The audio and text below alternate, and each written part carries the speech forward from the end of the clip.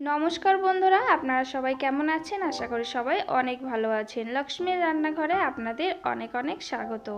আজ আমি তৈরি করে দেখাবো সকালে বা বিকালের জন্য একটি নাস্তার রেসিপি। একদম হালকা ফুলকা আর খুব তাড়াতাড়ি তৈরি হয়ে যায়। তাহলে চলুন দেখে নিই রেসিপিটি কিভাবে তৈরি করছি। এখানে আমি একটা মিডিয়াম সাইজের সিদ্ধ আলু নিয়ে নিয়েছি। আলুটাকে আমি ভালো করে গ্রেট করে নেব। এখানে আপনারা চাইলে কিন্তু হাত দিয়েও ম্যাশ করে নিতে পারেন। আলুটা আমি গ্রেট করে নিয়েছি। এবার এর মধ্যে দিয়ে দেবো আমি কিছু সবজি।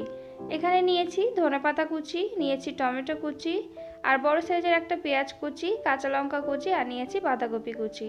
আপনারা চাইলে কিন্তু আপনাদের মন পছন্দ যে কোনো সবজি এখানে ব্যবহার করতে পারেন। গ্রেট করে রাখা আলুর মধ্যে সবজিগুলোকে দিয়ে দেব। এবার এর মধ্যে দিয়ে দেব 2 টেবিল স্পুন বেসন আর 2 টেবিল স্পুন দিয়ে দেবো এখানে আটা। আটা আর বেসনটা কিন্তু সম পরিমাণে দিতে হবে।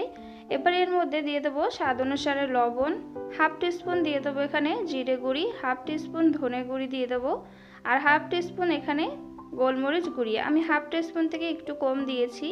আর সামান্য পরিমাণে দিয়ে দেবো এখানে লাল লঙ্কার গুঁড়ি, আর সামান্য পরিমাণে হলুদটা কিন্তু আপনারা স্কিপ করে যেতে পারেন।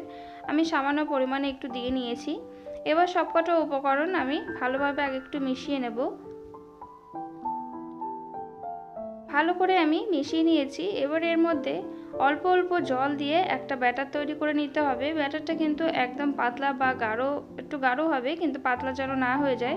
তার জন্য এখানে অল্প অল্প করে জল দিয়েই কিন্তু ব্যাটারটাকে তৈরি করে নিতে হবে। দেখুন, ঠিক এরকম গাঢ়ত্বে আমি ব্যাটারটাকে তৈরি করে নিয়েছি। এরকম গাঢ়ত্বই কিন্তু লাগবে। এবার আমি একটা ফ্রাই প্যান নিয়ে নিয়েছি। তার মধ্যে আমি 1 টেবিল স্পুন তেল দিয়ে দেব। তেলটাকে দিয়ে আমি একটু নাড়াচাড়া করে নেব।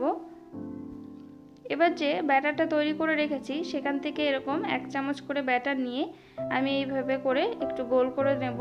আমি এইভাবে এখানে আমার 4টি ধরবে, তো 4টি করে দিয়ে নিয়েছি। আপনারা কিন্তু ছোট করে না হলে বড় করে একটাও তৈরি করে নিতে পারেন। তবে বড় করে নিলে কিন্তু ওলটাতে একটু অসুবিধা হয়ে যাবে। আর এইভাবে তৈরি করলে বাচ্চারা কিন্তু অনেক পছন্দ করে খাবে। আপনারা বাচ্চাদের টিফিনেও কিন্তু এই নাস্তার রেসিপিটি তৈরি করে দিতে পারেন। এখানে আমি ঢাকা দিয়ে 2 মিনিটের জন্য হতে দিয়েছি। যেহেতু এখানে সবজি আছে, সবজিটা ভালোভাবে হয়ে যাবে। এবার ঢাকাটা তুলে নিয়ে আমি উল্টে দেব। দেখুন এটা কত সুন্দর কালার চলে এসেছে। এইভাবেই উল্টে পাল্টে আমি ভালোভাবে গোল্ডেন ব্রাউন হওয়া অবধি ভেজে নেব। আমার চ্যানেলের রেসিপি যদি আপনাদের ভালো লেগে থাকে তাহলে অবশ্যই লাইক করে দেবেন। নতুন বন্ধু হয়ে থাকলে চ্যানেলটিকে সাবস্ক্রাইব করে আমার পাশে থাকবেন।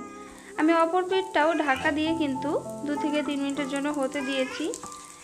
এবার আমি উল্টে দেব। এইভাবে উল্টে পাল্টে কিন্তু আমি একদম গোল্ডেন ব্রাউন হওয়া অবধি ভেজে নেব। যেহেতু এর মধ্যে সবজি আছে, তো একটু সময় নিয়ে কিন্তু এটা ভাজতে হবে। দেখুন আমি 2 পাশ ভালোভাবে ভেজে নিয়েছি। এবার আমি এগুলোকে একটা প্লেটের মধ্যে তুলে নেব। বন্ধুরা, এইভাবে একবার এই নাস্তার রেসিপিটি তৈরি করে বাচ্চাদের দিয়ে দেখবেন, বাচ্চারা কিন্তু খুবই পছন্দ করবে খেতে। আর বাচ্চাদের জন্য বানালে অবশ্যই কিন্তু ঝালটা স্কিপ করে দেবেন বা তাদের পছন্দ মতোই ঝালটা ব্যবহার করবেন। বাকিটাও আমি একইভাবে ফ্রাই প্যানের মধ্যে দিয়ে দেব। এখানে আমি তেল দিয়ে ফ্রাই করেছি। আপনারা কিন্তু বাটার বা ঘি দিয়েও এই নাস্তাটা তৈরি করতে পারেন। আমি সবগুলোকেই একইভাবে ভেজে তুলে নিয়েছি। আমি একটা ভেঙে দেখাচ্ছি। দেখুন, এটা বাইরে থেকে ক্রিস্পি হয় আর ভেতর থেকে সফট হয়। খেতে কিন্তু খুবই ভালো লাগে। এখানে আমি টমেটোর সস দিয়ে সার্ভ করেছি। তৈরি হয়ে গেছে দুর্দান্ত একটি নাস্তার রেসিপিটি যদি আপনাদের ভালো লেগে থাকে তাহলে অবশ্যই লাইক করে দেবেন। নতুন বন্ধু হয়ে থাকলে চ্যানেলটিকে সাবস্ক্রাইব করে আমার পাশে থাকবেন। বাড়িতে একবার হলেও তৈরি করে খেয়ে দেখবেন, আশা করি অনেক ভালো লাগবে। ভালো থাকবেন, সুস্থ থাকবেন। আবার চলে আসবো পরবর্তী রেসিপি নিয়ে। ততক্ষণে সাবধানে থাকবেন।